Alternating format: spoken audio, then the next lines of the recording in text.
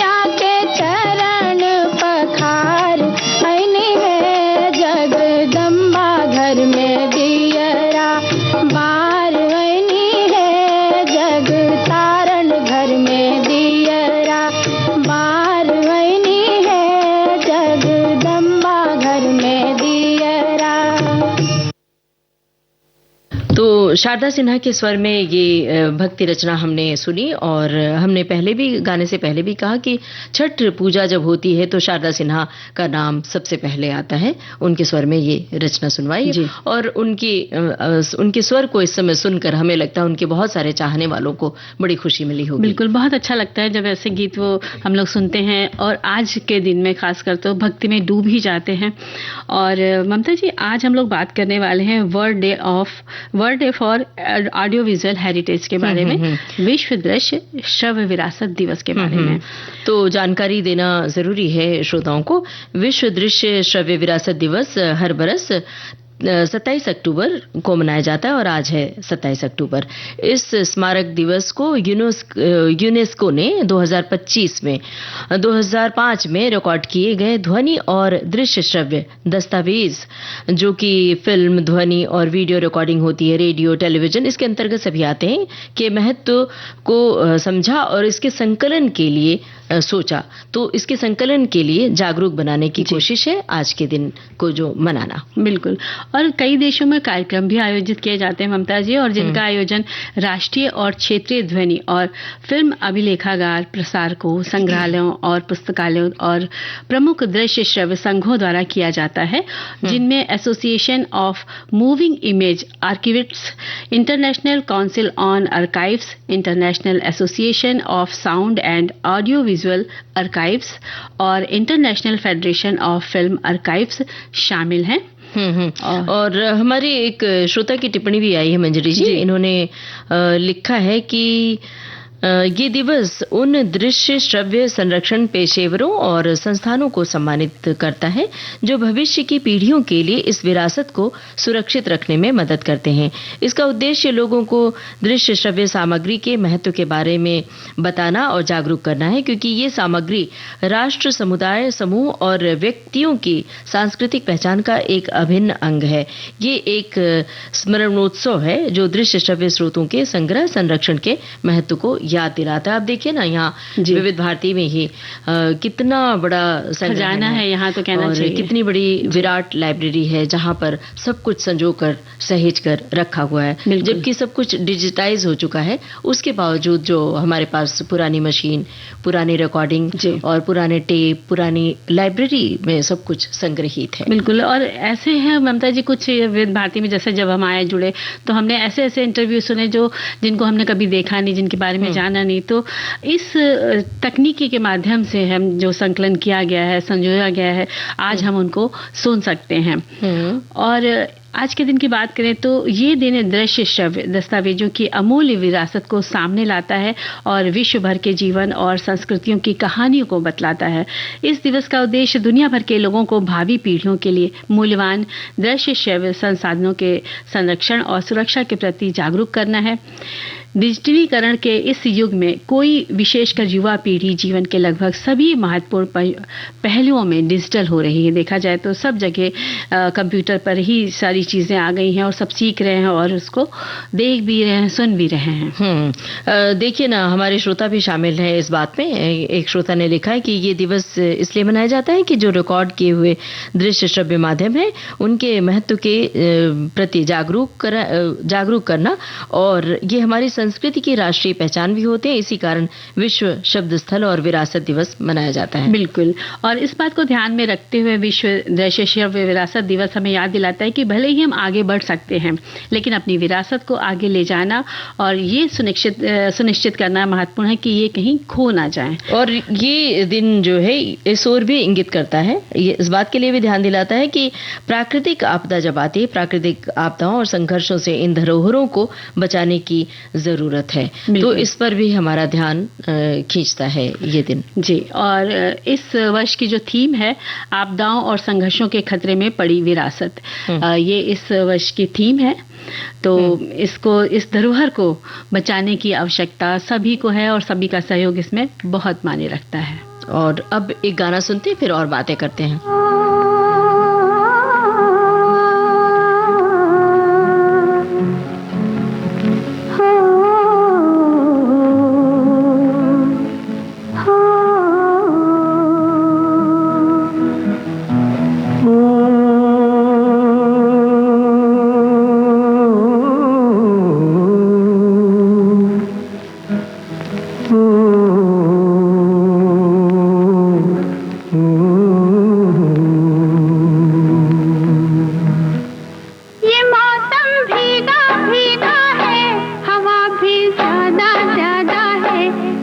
मचलेगा दिल मेरा तुमको पाने का इरादा है। ये मौसम भीगा भीगा है, हवा भी ज्यादा ज्यादा है, क्यों न मचलेगा दिल मेरा तुमको पाने का इरादा है। ये मौसम भीगा भीगा है, हवा भी ज्यादा ज्यादा है, क्यों न मचलेगा दिल मेरा, तुमको पाने का इरादा है, ये मौसम भीगा भीगा है।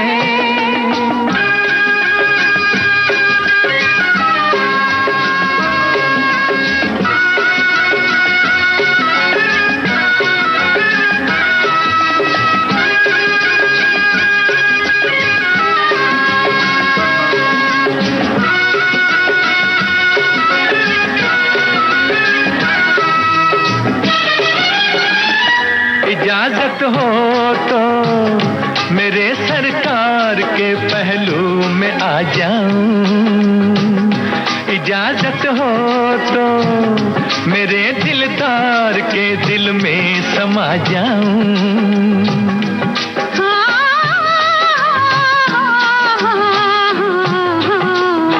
ये मौसम भीगा भीगा है, हवा भी ज्यादा ज्यादा है, क्यों न मचलेगा दिल मेरा, तुमको पाने का इरादा है। ये मौसम भीगा भीगा है, हवा भी ज्यादा ज्यादा है, क्यों न मचलेगा दिल मेरा, तुमको पाने का इरादा है, ये मौसम भीगा भीगा है।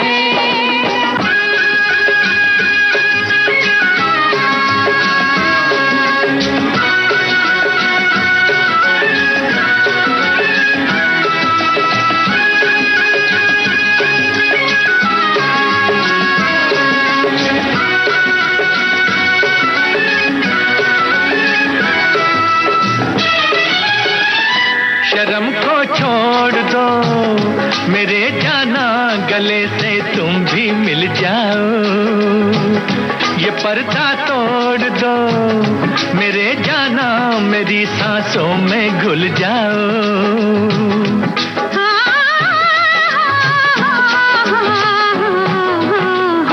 ये मौसम भीगा भीगा है, हवा भी ज्यादा ज्यादा है, क्यों न मचलेगा दिल मेरा, तुमको पाने का इरादा है। ये मौसम भीगा भीगा है, हवा भी ज्यादा ज्यादा है, क्यों न मचलेगा दिल मेरा, तुमको पाने का इरादा है, ये मौसम भीगा भीगा है। मंजरी जी, कहा जाता है कि ध्वनि में ही तो भावना निहित होती है और दृश्य में ही पहचान निहित होती है। तो ये हमारी संस्कृति की सच्ची शान मानी जाती है, जो हम बात कर रहे थे विश्व दृश्य श्रव्य दिवस पर। तो यहाँ ये भी कहना है कि कैमरे, माइक्रोफोन जो भी इस माध्यम में शामिल हैं, उन्हें सहेजा जाना चाहिए और ये हमारे समय की धड़कन होती हैं। आगे चल के हम एक दस्तावेज के रूप में आने वाली पीढ़ी को हम बताते हैं। जैसे हम अगर रेडियो की बात करें तो बहुत सारे जो नई पीढ़ी है, बच्चे हैं, नहीं जानते हैं कि रेडियो के कार्यक्रम कौन से हैं, किस तरह से जो मेल्ट्रॉन मशीन होती थी, टेप पर रिकॉर्डिंग होती थी। तो ये जो धरोहर होती है, इसके बारे में हमें अपने बच्चों को, आने वाली पीढ़ी को जानकारी देनी चाहिए। और इसका जो उद्देश्य यही है कि संभालो अपनी यादें, यही है भविष्य का परिवेश।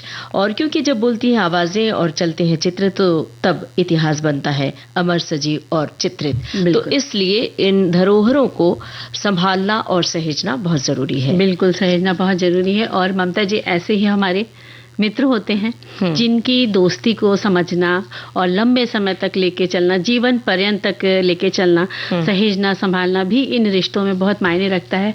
और जब बिछड़े हमारे जो मित्र बिछड़ जाते हैं और जब उनसे मुलाकात होती है, तो वो एक जो लम्हा होता है, जब सामने आमने हम आते हैं, तो बहुत सारी पीछे की चीज़ें हमें, भविष्य में जो चीज़ें हो गई होती हैं हम लोग के साथ में, वो वर्तमान में वापस जीने लग जाती हैं। उनकी यादें दिल में एकदम भाव से भर देती हैं। तो और अपने सबसे अच्छे दोस्त जो कभी हमारी जिंदगी का हिस्सा होते थे, उनसे अगर वर्षों बाद मुलाकात हो जाए, तो मिलने पर सबसे पहले उनसे हम यही पूछते हैं कि कहाँ रहे इतने सालों तक भाई।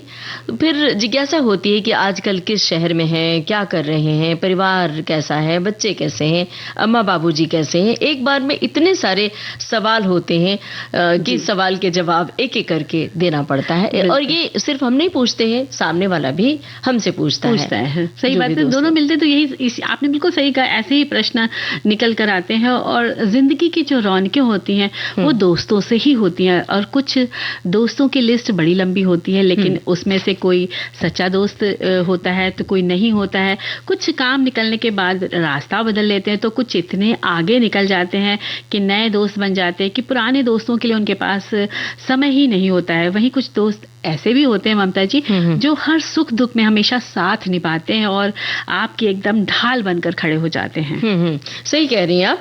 कभी हालात ऐसे हो जाते हैं कि अच्छे दोस्त जिम्मेदारियों के तले समय नहीं निकाल पाते, और आजकल तो ये जहां तेज रफ्तार जिंदगी है, तो ऐसे में सबकी अपनी अपनी परेशानियां हैं, सबकी अपनी अपनी मजबूरियां होती हैं, तो ऐसे में दोस्तों का दूर हो जाना बहुत स्वाभाविक है। लेकिन इसका ये मतलब नहीं होता है कि मान लीजिए आपने अब चिट्ठियों का जमाना खत्म हो गया, अब फोन का जमाना है, तो आपने फोन कई बार इस सकुचाहट में नहीं करते हैं कि सामने वाला व्यस्त होगा। जैसे हमसे बहुत सारे लोग ये कहते हैं कि हम तो आपको फोन इसलिए नहीं करते कि आप लाइव कर रही होंगी, तो हमने कहा ये तो बहुत लचर बहाना है। सही बात है कि अगर हम लाइव कर रहे होंगे तो फोन नहीं उठाएंगे, लेकिन हम कॉल बैक करेंगे। तो ये दोस्तों के बीच ये बातें भी नहीं होनी चाहिए। आप व्हाट्सएप के जरिए और सोशल मीडिया के जरिए, मेल के जरिए, क्योंकि आजकल हालचाल पूछ सकते हैं। ये तो सुविधा हो ही गई कि हम व्हाट्सएप के जरिए जल्दी से हाल ले चलते हैं, और हमारा जो सोशल मीडिया उसमें भी हम सर्च कर लेते हैं अपने मित्रों को। तो बिछड़े हुए मित्रों को वो भी बहुत बढ़िया माध्यम है आज के। कुछ लोग अपने बिछड़े हुए मित्रों को फॉलो करते रहते हैं और उनके बारे में जानकारी हासिल करते रहते हैं, लेकिन दोस्ती नहीं करते, बताते नहीं है। ये भी होता है, ये तो गलत बात है ना? तो उनको बताइए कि हम आपको मिस कर रहे हैं, आपको याद कर रहे हैं, क्योंकि इजहार करना जरूरी है। क्योंकि जहां मैकेनिकल हो रही है हमारी दिमाग, हमारा मैकेनिकल हो रहा है, सब कुछ मशीनी हो रहा है, तो ऐसे में बहुत ज्यादा सोचने समझने की, विचार करने की क्षमता भी धीरे धीरे कम हो रही है। यहाँ तक कि अब जो कुछ जहाँ टेक्नोलॉजी इतनी एडवांस हो चुकी है कि आप हर चीज एआई के सहारे बहुत कुछ ढूंढ लेते हैं, जान लेते हैं, और तुरंत आपने एक क्लिक माउस पे किया तो सारी जानकारी आपके पास है। तो व्यस्तताएं भी ऐसी हो गई हैं। तो ऐसे में आपकी जो मित्रता लंबे समय तक कायम रखनी है, तो छुप के ना फॉलो करें, सामने आए, बातचीत इजहार करें। बिल्कुल आपने सही बात कही। जैसे आपने हमसे कहा ना कि हम तो आपको याद कर रहे थे और आपसे बतियाना चाह रहे थे। बिल्कुल, देखा ना, मौका मिल गया।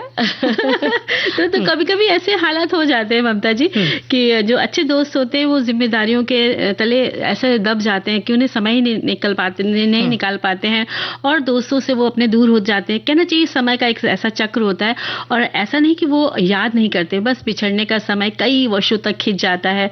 और लेकिन जब ऐसे बिछड़े दोस्त मिलते हैं तो उनकी बातों का दौर कभी खत्म नहीं होता, और वे हर उस पल को जीना चाहते जो कभी साथ गुजारा था उन्होंने। और कई दोस्त इतने ज्यादा आत्मीय होते हैं कि वो बहुत ज्यादा पूछते नहीं है, गले मिल जाते हैं। ये भी एक तरीका होता है कि चलो कोई बात नहीं, कोई शिकवा शिकायत नहीं, सीधे गले मिलते हैं, सारी शिकायतें वो जो स्पर्श है उसमें ही घुल मिल जाती हैं। और दोस्त की आज के समय की जो जानकारियां होती हैं अपने दोस्त की, वो प्रसन्नता ही देती है आपको।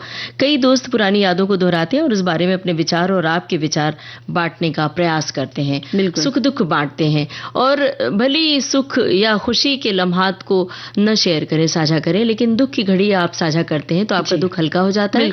और असली मित्र वही होता है जो आपको दुखी नहीं होने देता है और आपके दुख में शरीक होता है। तो फिर एक गीत सुन ले पहले।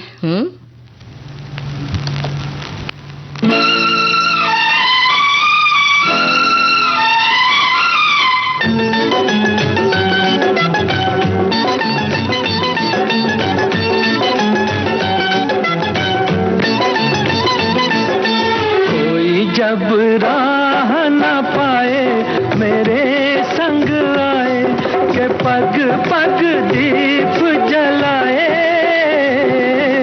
मेरी दोस्ती मेरा प्यार, मेरी दोस्ती मेरा प्यार।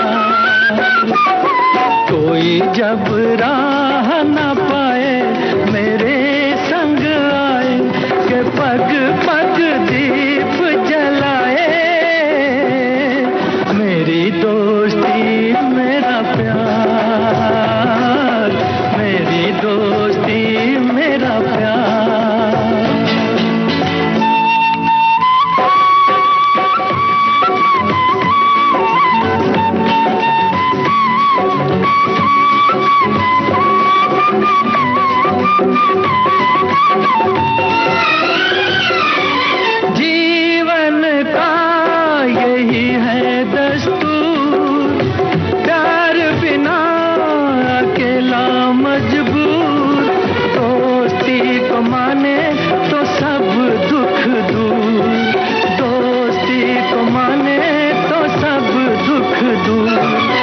कोई काहे ठोकर खाए मेरे संग आए के पग पग दीप जलाए। मेरी दोस्ती मेरा प्यार, मेरी दोस्ती मेरा प्यार।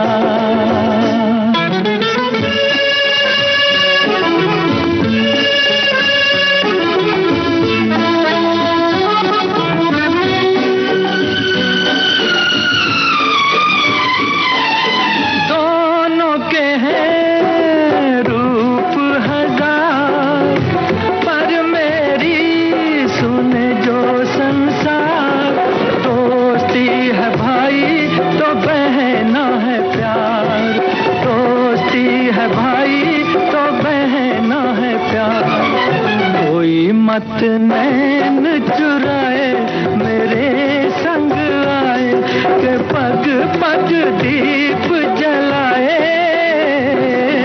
मेरी दोस्ती मेरा प्यार, मेरी दोस्ती मेरा प्यार।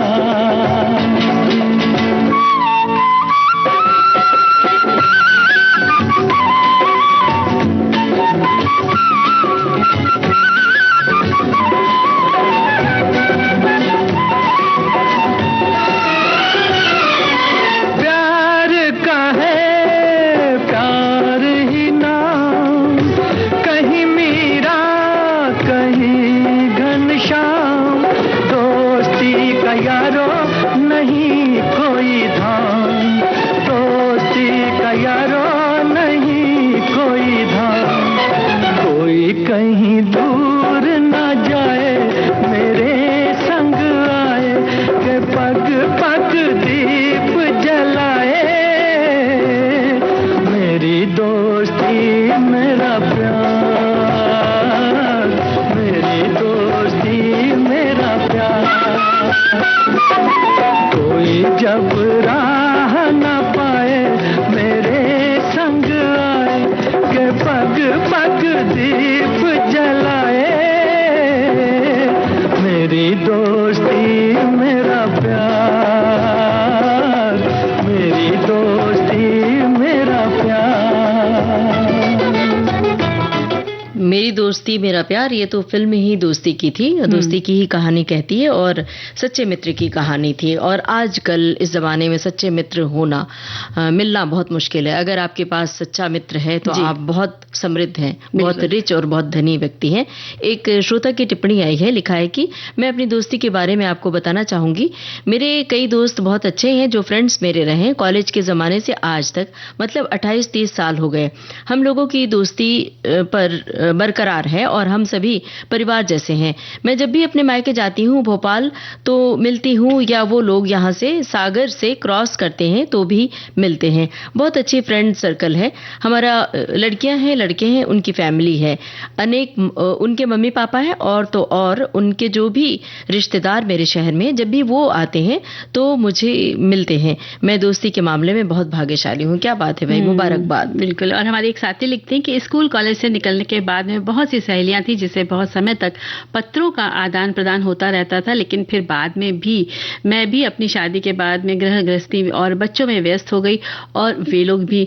शायद फिर धीरे धीरे पत्रों का सिलसिला भी बंद हो गया था। अब कभी कभी सोचती हूँ कि कभी कोई सहेली फेसबुक पर ही अचानक मिल जाए, लेकिन आज तक कभी कोई नहीं मिली, बस बचपन की सहेलियों की यादें हैं। तो ममता जी, इस मामले में तो हम बहुत लकी हैं कि हमने फेसबुक के माध्यम से ही अपनी एक बिछड़ी मित्र को खोज लिया। तो बिल्कुल। और अभी देखिए हम घड़ी की ओर देख रहे हैं, तो यहाँ पर थोड़ा सा विराम देते हैं और उसके बाद हम गाना सुनेंगे। लेते हैं एक ब्रेक छोटा सा।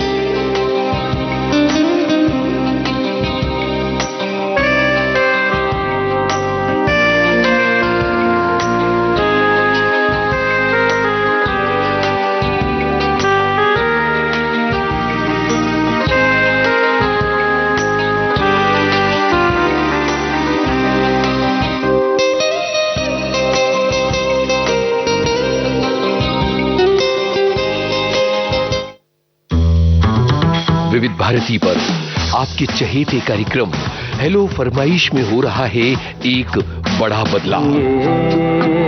क्या हुआ? 3 नवंबर से हेलो फरमाइश कार्यक्रम की रिकॉर्डिंग अब होगी हर सोमवार को दिन में 11 बजे से 1 बजे के बीच। और हाँ, पहले भाग का प्रसारण गुरुवार को और दूसरे भाग का प्रसारण अगले मंगलवार को। हम इंतजार करेंगे।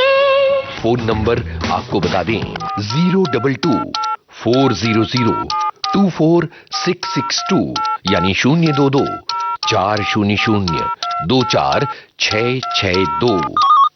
हेलो फरमाइश कार्यक्रम की रिकॉर्डिंग 3 नवंबर से हर सोमवार को। तो ध्यान रहे, हर सोमवार को विविध भारती के स्टूडियो नंबर 1 में आपको फोन लगाना है और कहना है हेलो फरमाइश। विविध भारती से यह है कार्यक्रम सखी सहेली और मंजरी जी आप टिप्पणियों में डूबी हैं, हमें पता चला है। दिख रहा है और हम भी ढूंढ रहे हैं। एक टिप्पणी सामने आई है, वो ये है, इसमें लिखा है कि बिछड़े मित्रों की बहुत याद आती है। हमें 1973 की याद आती है जब एक वैकेंसी दिल्ली में रोजगार समाचार में देखी थी और जा पहुंचा जम्मू। वहां के एम्प्लॉयमेंट एक्सचेंज में पता चला कि यहाँ सिर्फ इसी राज्य के इंसान को नौकरियों में लिया जाता है। हमने एक युवा से कहा कि दोस्त मैं यहाँ अनजान हूँ, आप मेरी मदद करेंगे? वो दोस्त कहने भर से बोल पड़ा कि आपने दोस्त कहा तो मेरे घर चलिए, जब तक आपको काम न मिले हम खुद इसमें मदद करेंगे। जम्मू से 8 किलोमीटर दूर बॉर्डर के पास उसके गांव आ गया। 1 महीने में वहां रहा, फिर नौकरी न मिली, वापस आ गया। लेकिन उस दोस्त को मैं खोज रहा हूं, काश कहीं मिल जाए। क्या पता मिल जाएगा आपको। हमारी सोशल मीडिया के माध्यम से आप खोज सकते हैं, शायद आपको मिल जाए। नाम पता है तो आप ढूंढिए, हम शुभकामनाएं कर रहे हैं। बिल्कुल मिल जाएगा। और हमारी एक साथी लिखते हैं कि 20 साल पहले की बात है, मोहल्ले में किसी घर में लड़की की शादी हो रही थी। हमारा कोई उनसे खास जान पहचान नहीं थी, बस हम बाराती देखने के लिए अपने घर के बाहर गेट पर खड़े थे। बारात में बहुत सारी महिलाएं भी आई हुई थी। थोड़ी देर के बाद हमारे गेट पर आवाज हुई कि कोई 2-4 महिलाएं थी जो हम महिलाओं को खोज रही थी। जब हम बाहर निकले तो उसमें से एक महिला ने कहा कि मेरी दीदी की दोस्त का चेहरा आपसे मिलता है। उसने मेरा नाम पूछा। उसमें घर में हम 4-5 महिलाएं थी तो मैं उसके चेहरे से नहीं, पर मुझे भी उसकी आवाज़, उसके बोलने का ढंग जाना पहचाना लगा। और फिर उसने मेरी बहन का नाम लेकर पूछा कि आप जानती हैं? तब उसने बोला कि आप मुझे नहीं पहचान रही। मैं भी पहचान गया। कहाँ बचपन का वो तन्वी कनक छिड़ी लड़की और अब स्थूल काय बदन, जेवर और मेकअप पर मैं उसे पहचान गई। मेरी सहेली की बहन थी और हमारे उसके घर से बहुत आना जाना था और आज भी है, पर एक शहर में रहकर भी बहुत कम मिलना जुलना हो पाता है। यही तो मजबूरी है आजकल, व्यस्तता की मजबूरी है कि लोग चाह कर भी नहीं मिल पाते। कई बार हम सभी सोचते रह जाते हैं कि जाएंगे, मिलेंगे, इकट्ठे होंगे, लेकिन रह जाता है, प्लान बन के रह जाता है। एक श्रोता ने लिखा है कि अभी कुछ महीने पहले हम एक शक्तिपीठ पर गए थे। हुआ यूं कि मैंने पूजा स्थल की सीढ़ियों पर चढ़ने के लिए कदम उठाया तो सामने कोई खड़ी महिला देखी। मैंने उन्हें कहा जय माता दी, तो उन्होंने भी कहा। मैंने जैसे ही गर्दन उठाकर देखा तो एक दूसरे को सामने देखकर चौंक गए और इतनी खुशी हुई कि इजहार नहीं कर सकती। इसमें एक अजीब बात यह हुई कि हम दोनों ही अपने बनाए हुए व्हाट्सएप ग्रुप में हैं, मगर वहीं हम सब आजकल एक दूसरे से फोन करके बात भी नहीं करते हैं। वो वर्किंग वुमेन है तो अक्सर मेरा फोन नहीं उठा पाती, मगर वो बहुत बिजी रहती है, मैं ये समझती हूँ, तो इसलिए बुरा नहीं मानती हूँ। और हमारी एक साथी और लिखते हैं कि बिछड़े मित्रों से मुलाकात विषय पर एक बिछड़े मित्र का किस्सा याद आया। मेरी स्कूल की मित्र थी जिनका मेरे घर में खूब आना जाना था। मेरी शादी में भी आई और बाद में भी थोड़ी बहुत मुलाकात होती रहती थी, पर कुछ समय बाद हमारा मिलना जुलना बिल्कुल बंद सा हो गया। वो कैसी हैं, कहाँ है, मुझे कुछ नहीं पता और ना ही उसे कुछ पता। वो भी मुझे याद करती, मैं उसको याद करती, पर मिलने की कोई सूरत नहीं नजर आती। एक दिन वो जिस बस में सफर कर रही थी उसी बस में मेरी भाभी भी सफर कर रही थी। उनको देखते कुछ बहुत साल हो गए थे, इसलिए पूरी तरह से पहचान नहीं पा रही थी, पर उनकी आवाज़ से उनको पहचान गए। फिर उनसे मेरे बारे में पूछा तो भाभी ने बताया कि उसने भाभी का स्टाफ आते ही मेरा मोबाइल नंबर मांग लिया। जल्दी में भाभी को मेरा नंबर याद नहीं आया तो उन्होंने मेरे श्रीमान जी का नंबर दे दिया। खैर हमारी बात तो हो गई। उस दिन बिछड़ी हुई मित्र मिल गई। बहुत अच्छी सी याद साझा करी है सभी ने, तो बड़ा अच्छा लग रहा है सुन करके। तो ममता जी आप कोई संदेश पढ़ेंगी या हमें गीत सुनाएंगी? एक गीत सुन लेते हैं जी।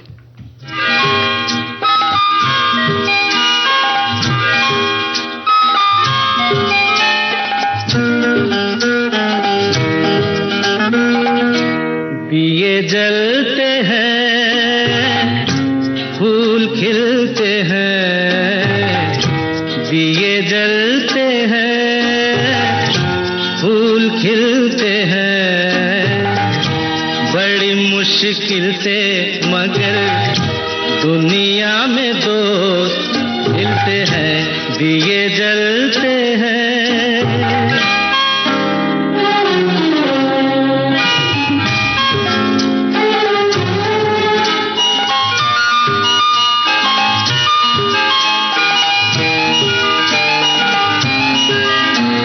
जब जिस वक्त किसी का यार जुदा होता है, कुछ ना पूछो यारों दिल का हाल बुरा होता है। जब जिस वक्त किसी का यार जुदा होता है, कुछ ना पूछो यारों दिल का हाल बुरा होता है। दिल पे यादों के जैसे तीर चलते हैं, हा हा दिए जलते हैं, फूल खिलते हैं, दिए जलते हैं।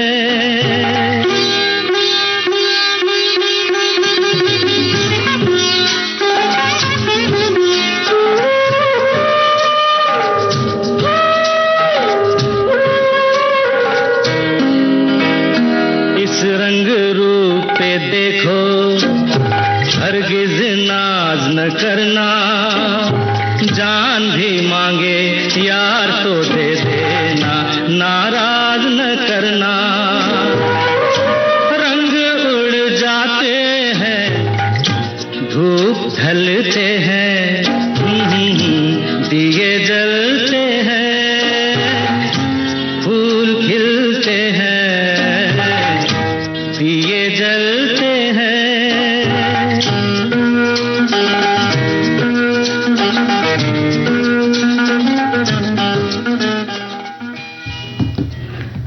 तो ममता जी, हमारी बातें चल रही थी बिछड़े हुए दोस्तों के ऊपर। तो हमारे संदेश में लिखते हैं कि बहुत से मित्र बचपन से लेकर कॉलेज तक के, उसके बाद पड़ोस के मित्र, अब मिलने को तो क्या याद भी नहीं आते। बचपन के कुछ मित्र जिनसे फोन पर बात होती थी, पर जब मिलते हैं तो बहुत उत्साहित होते हैं। घर में मिलने आते तो खूब आवभगत होती है, बहुत सारी बातें, और अपने शहर के कुछ अच्छी मशहूर जगह पर घुमाने उन्हें ले जाते हैं। वाकई सही बात है, हम इस तरह से अपने मित्रों के साथ एक अच्छी सी जिंदगी जी लेते हैं। और एक साथी और लिखते हैं कि कोई बिछड़ा दोस्त मिल जाए तो खुशी कितनी होती है, कोई नापतोल होती है हो तो शायद बता देते, पर दिल की खुशी को नापना थोड़ा कठिन है। वैसे ये दोस्त मिलने की बात हो रही है, पर हमें आज जो दो ऐसे दोस्तों की याद आ गई जो हमारे पुराने घर के बगल में कुछ दिनों के लिए आए थे किसी गांव से एग्जाम देने। उनसे कुछ ऐसा रिश्ता जुड़ गया कि कुछ समय तो उनसे बात होती रहती, फिर धीरे धीरे कम हो गई। अब तो उनका नंबर भी नहीं लगता लैंडलाइन पर उन दोस्तों का नंबर अगर कहीं मिल जाए तो फिर उनसे वापस अच्छे से बात उनकी हो जाए। क्या बात है। वैसे बहुत सारे दोस्त हों उससे बेहतर होता है कि आपके कुछ चुनिंदा दोस्त हों जो आपके अपने हों, जो आपके हमसफर हों, मतलब हर दुख पे हर सुख पे आपके साथ खड़े हों, तो वो असली मित्र होते हैं। एक श्रोता ने लिखा है कि वैज्ञानिक शोधों के अनुसार दोस्त से मिलना मानसिक स्वास्थ्य के लिए बहुत फायदेमंद होता है। पुराने मित्रों के साथ समय बिताने से तनाव कम होता है और अपनेपन का एहसास मजबूत होता है। ये भावनात्मक सहारा भी देता है और व्यक्ति के समग्र कल्याण में सुधार करता है। एक लंबे अंतराल के बाद दोस्तों से मिलकर मन में एक नई ऊर्जा का संचार होता है तो जीवन की चुनौतियों का सामना करने में शक्ति मिलती है। बिल्कुल सही कहा है कि कई बार तो ऐसा भी होता है कि हम मतलब बहुत परेशान हाल होते हैं तो लगता है कि हाँ कोई ऐसा सच्चा मित्र हो जिससे अपना सारा दुख भीतर का उड़ेल के बिल्कुल एक डब्बे की तरह खाली कर दे। पर ऐसा मित्र होना चाहिए। और अब जो हम बाजार की बात कर रहे थे और आपने कहा था कि हम बाजार लिए चलेंगे, गांव के बाजार, तो श्रोता पहुंच चुके हैं हमारे अब, और वहां पे बाकायदा किस तरह से खरीदारी वो करते हैं, क्या अच्छा लगता है, लिख डाला है। तो देखिए ना, हमारे एक श्रोता की टिप्पणी भी आ गई है। लिखा है कि मैं तो बचपन से लेकर अभी तक अपने प्रांत की एक ही जगह में हूँ, और भी कितनी जगह आना जाना है, पर मुझे अपनी कोई भी सहेली नहीं मिली। एक मिली भी, जब तक मैं उससे पहचानती बोलती वो धता बताकर चली गई। और आगे इन्होंने फिर लिखा है कि बिछड़े हुए पति से मिली, मतलब उसकी नायिका मेले में मुझे मिली और अपने बिछड़े भूतपूर्व पति से मिलती है और पहले पति को देखकर वो इतनी भावुक हो जाती है और उससे गले लगकर रोती है। कहानी पढ़कर मन बड़ा भावुक हो गया। एक कहानी का जिक्र किया इन्होंने। साप्ताहिक बाजार मेले में लोग मिलते हैं और बिछड़ते हैं और इन लोगों से मिलने का माध्यम हुआ करता है। ऐसे बिछड़े कोई नहीं मिल सकता। ट्रेन में, बस में, राह चलते, अस्पताल में, मंदिर में और कभी कभी शादी विवाह में भी मिल जाते हैं। मतलब इन्होंने दोनों बातों को एक साथ जोड़ दिया है और बहुत अच्छी सी बात लिखी थी इन्होंने। और हमारे एक साथी लिखते हैं कि साप्ताहिक बाजार से तो बचपन से जुड़ी बहुत सी यादें हैं। हमारे घर के बिल्कुल पास में ही साप्ताहिक हाट बाजार रविवार के दिन लगता है, जो मुख्यतः सब्जी का बाजार होता है। इसके अलावा भी बहुत सी वस्तुओं की बिक्री खरीद होती है। बचपन में माँ के साथ हफ्ते में के इसी बाजार में जाने की उत्सुकता बहुत ज़्यादा रहती थी। माँ दोपहर में ही मुझे और मेरी छोटी बहन को तैयार कर लेती। शाम को 4 बजे हम लोग जाते। सब्जी खरीदने के बाद जो भी मौसमी खाने की चीज़ें होती वो दिलाती, या फिर लाई, गुड़ की टिक्की जिसे हमारे क्षेत्र की भाषा में गुड़ पट्टी कहते हैं, वो फेवरेट हुआ करती थी, वो दिलाती। फिर यही परंपरा मेरी माँ ने मेरे बच्चों के साथ निभाई और अब माँ के जाने के बाद आज भी मैं साप्ताहिक बाजार शाम 4 से 5 बजे के आसपास जाता हूँ, कुछ सब्जी खरीदता हूँ, लेकिन वो बचपन वाली फीलिंग अब नहीं आती। वाकई आपने जो गुड़ की चिक्की की बात करी है तो सच में उससे याद करके तो मुंह में पानी आ गया। जब साप्ताहिक बाजार जो गांव में एक निश्चित दिन पर खुलती है और जहां पर ग्रामीण के लोग अपनी ज़रूरतों की चीज़ें खरीदने और बेचने आते हैं ममता जी, और ये न केवल आर्थिक गतिविधि का केंद्र होता है बल्कि यहाँ पे सामाजिक मेलजोल और सांस्कृतिक आदान प्रदान का भी एक महत्वपूर्ण मंच है। गांव का जो एक साप्ताहिक बाजार होता है और यहाँ पर एक साथ सब कुछ मिल जाता है। घरेलू सामान, कपड़े, हस्तशिल्प की चीजें और तमाम उपयोग की वस्तुएं मिल जाती हैं। दरअसल ये बाजार ग्रामीणों के लिए मिलने जुलने, बातें करने, सामाजिक संबंध बनाने का भी एक जरिया होता है और ये ग्रामीण विकास को गति भी देता है क्योंकि बहुत सारी जानकारियां एक दूसरे से साझा करते हैं। रोजगार के अवसर भी पैदा होता है और लोगों के जो पलायन है उसको भी रोकने में मदद करता है। बहुत सारे ग्रामीण शहरों की ओर पलायन करते हैं बड़े बड़े सपने लेकर। उन्हें लगता है कि हम शहरों में जाएंगे तो हमारे सारे सपने पूरे हो जाएंगे, लेकिन अमूमन ऐसा होता नहीं है क्योंकि शहरों का एक अलग तरह का संघर्ष होता है। सब कुछ, रहन सहन, बोली, भाषा, परिवेश, दोस्त मित्र सब कुछ बदल जाते हैं और सबसे बड़ी जो समस्या आती है वो है आर्थिक तंगी की। बिल्कुल कि अगर आपके पास पूंजी है और पूंजी लेकर चले हैं और आपको तो भी आपको दिक्कत होती है, लेकिन जो संघर्षशील हैं वो गांव से ऐसे ही कुछ 200-400 रुपए, 1000 रुपए लेकर चल पड़ते हैं और ये मान के चलते हैं कि शहर जाएंगे और वहां हम पूंजीपति बन जाएंगे। तो ऐसे हवा में नहीं आना चाहिए। पहले आपके पास कोई जमीन हो, कोई पीठिका हो, तभी गांव से शहर की ओर पलायन करें। बिल्कुल, और आप अगर गांव में ही हैं तो आप वहां पे भी बहुत कुछ कर सकते हैं क्योंकि यहाँ पर दुकानदार अक्सर छोटे से दुकानदार होते हैं और ब्रांडेड सामान नहीं बेचते हैं, इसलिए कीमत कम होती है। जरूरत की सब चीजें आसानी से कम दामों पर मिल जाती। शुद्धता की भाई बहुत पूरी गारंटी रहती है। लघु व्यापार को बढ़ावा मिलता है और अपने हुनर के जरिए वस्तुएं बनाकर बाजारों में बेचने से अच्छे दाम भी मिल जाते हैं। और कभी कभी तो इन साप्ताहिक बाजार की लोकप्रियता इतनी हो जाती है कि शहरों से भी लोग उस दिन जाते हैं और अपनी जरूरत का सामान गांव की साप्ताहिक बाजार से लेकर आते हैं और इस तरह से ग्रामीणों को लाभ मिलने लग जाता है और वे उपयोगी वस्तुओं को बनाते हैं और बाजार में ले जाते हैं, जैसे कि अचार, पापड़, बरिया, नमकीन, मसाले और हस्तशिल्प से निर्मित जो वस्तुएं होती हैं जैसे लोहे की बनी वस्तु या लकड़ी के सामान आदि, खिलौने, पत्थर के सामान, ये सब भी बहुत सारी चीजें हैं ममता जी, वहां पर सब मिल जाती हैं साप्ताहिक बाजार में। हमारे एक श्रोता ने लिखा है कि साप्ताहिक बाजार हमारे गांव में आज भी चल रहा है। भले बाजार बस गए हैं, उनमें स्कूल, कॉलेज, थाना, बस स्टेशन, अस्पताल बन गए हैं। ये बाजार रोड के दोनों ओर तब भी लगते थे, आज भी लगते हैं। जो व्यापारी आते हैं वे अस्थायी इंतजाम करके दुकान लगाते हैं और शाम को उठा ले जाते हैं। सब्जी वाले, किराने वाले, नाश्ता खाने की चीजें, चाट पकौड़े, हार्डवेयर और तरह तरह की दुकानें, रेडीमेड के कपड़े, खिलौने और सब कुछ यहाँ मिल जाता है जो फटाफट लेन देन करते हैं। और भी बहुत लंबा सा इन्होंने लिखा है। दरअसल बात सच है और ऐसे लोगों को, ऐसे बाजार को बढ़ावा भी देना चाहिए क्योंकि ये बहुत ताज़ा चीज़ें और गुणवत्ता होती है इनकी चीज़ों में और इन्हें फ़ायदा भी होता है ताकि इनको फ़ायदा हो और बेचकर ये वापस जाते हैं तो वो भी चाहते हैं कि सारा सामान ख़त्म हो जाए और हम फ्री होकर घर जाए, तो हमें उन्हें बढ़ावा देना चाहिए। और साप्ताहिक बाजार में जब हम लोग जाते हैं ना तो बहुत सारी घर की चीजें जैसे कप हुए या मिट्टी के बर्तन है या लकड़ी के बर्तन हैं, बच्चों के खिलौने भी हम वहां से लेकर के आते हैं। तो साप्ताहिक बाजार मेरे ख्याल से जब लगता है तो सभी को जाना चाहिए, जिससे कि वहाँ के जो आते हैं सुबह से कि हमारा सामान बिकेगा तो उनको भी एक लाभ प्राप्त होता है और बहुत अच्छा भी लगता है। एक श्रोता ने लिखा है कि गांव में साप्ताहिक बाजार का तो हमें पता नहीं, पर मेरे शहर के पुराने एरिया में सोमवार को हाट लगता है जिसमें दुनिया भर का सामान मिल जाता है जो कहीं पर नहीं मिलता है। बहुत सारी देसी वस्तुएं ऐसी जगहों पर ऐसे हाट में लगती हैं। आप तो देखा होगा मंजरी जी की मुंबई में भी ऐसे बाजार लगते हैं जो साप्ताहिक बाजार होते हैं, जो उपनगरों में, खासतौर से उपनगरों में ऐसी जगह जहाँ ऐसी बस्तियां होती हैं या कॉलोनी होते हैं, तो वहां पर आपको बहुत सारी ऐसी चीजें मिलती हैं जो आपको मॉल में या बड़ी दुकानों नहीं में मिलती है। कई बार साप्ताहिक बाजार में जब जाते ना तो वहां पे कभी सीजन में जैसे सिंघाड़ा दिख गया या सीजन में कैथा दिख गया तो कमरख दिख गया, इमली दिख गई, तो ये सब चीजें जब दिखती है ना तो बहुत मजा आता है। ममता जी और जब को स्वाद आ गया कहीं किसी मॉल में अगर ढूंढेंगी ये नहीं मिलेगी, नहीं मिलेगा, क्योंकि हम खुद एक बार परेशान हो चुके हैं कि इमली कुछ चटनी वगैरह बनाना था और हम मॉल गए थे, वहां ढूंढते रहे। तो आपको मॉल जाने की जरूरत नहीं, आप मेरे घर आ जाना, मैं आपको इमली दे दूंगी।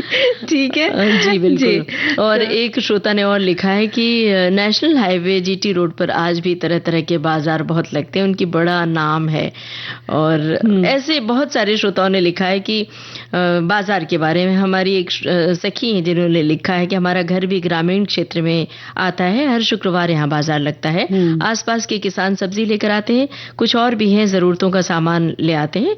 ये व्यापारी अपनी अपनी जगह बना लेते हैं और उस जगह अपना सामान लेकर बैठ जाते हैं। और देखिए हमारी एक साथी भी लिखती हैं कि बिहार के बांका जिले में बांका आज भी साप्ताहिक बाजार लगता है। ये अनाज और सब्जी के बाजार नहीं होते, यहाँ पर हैंडलूम हाथ से बने हुए सूती सिल्क के थान, गमछा, लुंगी, चादर, कुर्ते पैजामे, कपड़ा, साड़ियाँ, धोती भी मिलते हैं और अच्छे दामों पर मिल जाते हैं। खुले मैदान में वैसे ही कपड़ों के गट्ठर रखे होते हैं और उसे लोग मोल भाव करके उसको खरीद लेते हैं।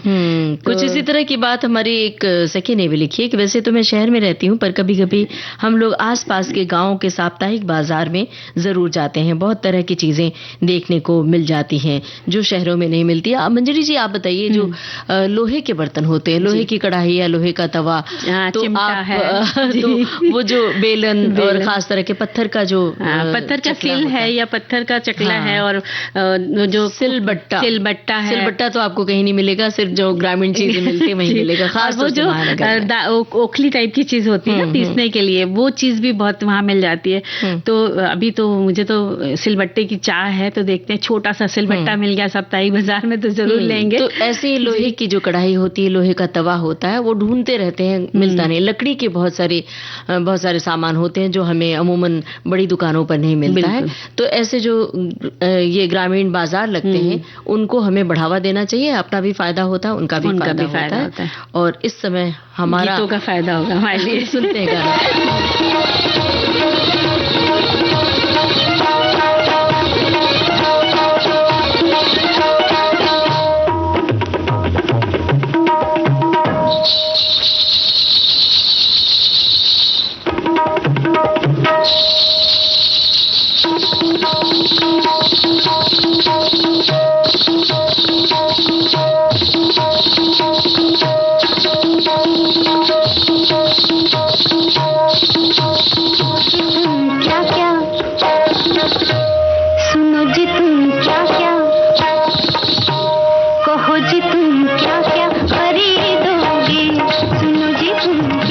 खरीदोगी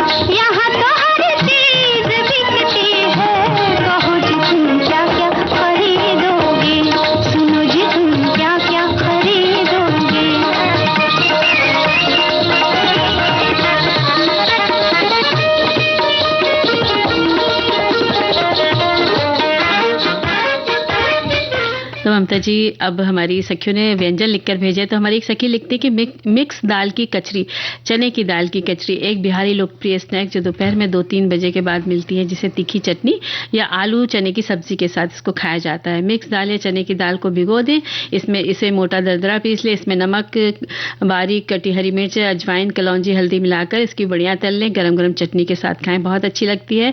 और चने की दाल या मसूर की दाल की कचरी अच्छी लगती है। इसमें सरसों या तीसी अलसी के तेल में बनाया जाता है। अधिक कुरकुरापन के लिए इसमें थोड़ा पिसा हुआ चावल का आटा मिला दिया जाता है। कोई प्याज लहसुन डालता है और चटनी के साथ इसको बनाकर खा लेते हैं, तो बहुत टेस्टी लगती है। क्या बात है भाई। देखिए, हमारी एक सखी जिन्होंने मूंग दाल टिक्की कैसे बनाते हैं इसकी रेसिपी लिख भेजी है। मूंग दाल टिक्की छोले के साथ 1 कप धुली हुई मूंग दाल को 2 घंटे के लिए भिगो दें। एक कुकर में 1 चम्मच तेल गरम करके हींग जीरे का तड़का लगाकर भीगी हुई मूंग दाल का पानी निथार कर छौंका लगा दें और स्वाद के अनुसार नमक और चुटकी भर हल्दी डाल दें। पानी इतना डालें कि दाल गल जाए पर खिली खिली रहे।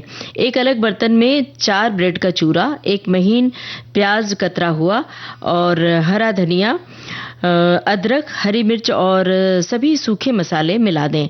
बाद में उसी में गली हुई दाल डालकर अच्छे से मिक्स करके टिक्किया का शेप दे दें। और आप चाहें तो इस टिकिया में एक उबला हुआ आलू भी मिला सकती हैं। धीमी आंच पर तवे पर तेल या घी डालकर सारी टिकिया सेक लें। एक सर्विंग प्लेट में टिकिया सारी रख लें और फिर उस पर उबले छोले डालें। छोले के ऊपर गाढ़ी दही और सोंठ की मीठी चटनी डाल दें।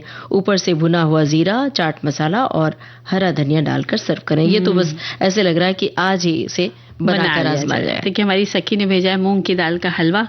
तो मूंग की छिलके की दाल को रात पर भिगो दे और सुबह दाल को रगड़ कर छिलके उतार कर अच्छे से 3-4 पानी से धो करके उसे मिक्सी में बारीक पीस लें।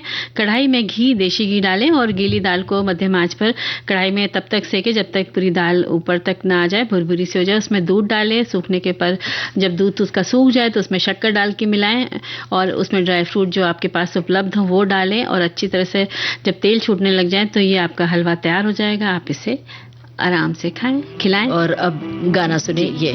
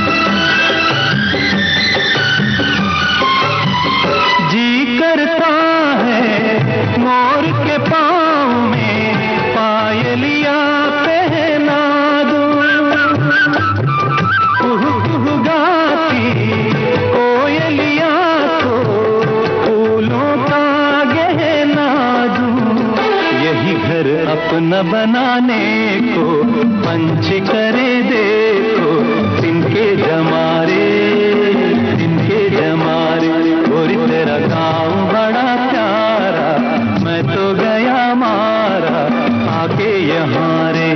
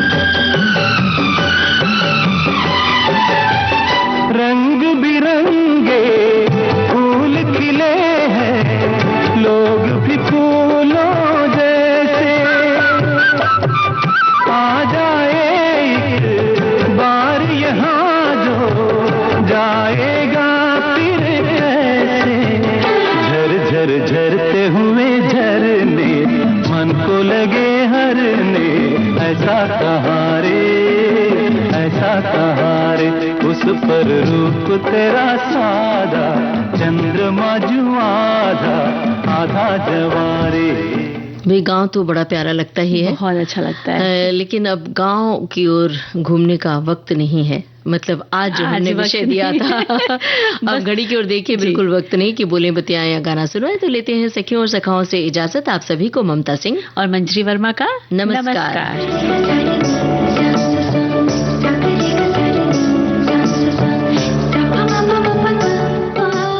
सखी सहेली कार्यक्रम की प्रस्तुतकर्ता अनुश्री पाठक। सखी सहेली।